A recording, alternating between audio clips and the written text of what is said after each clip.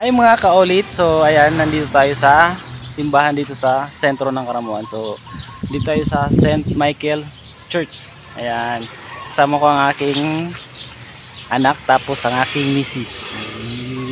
So ayan, papasyal namin kayo dito. So tara.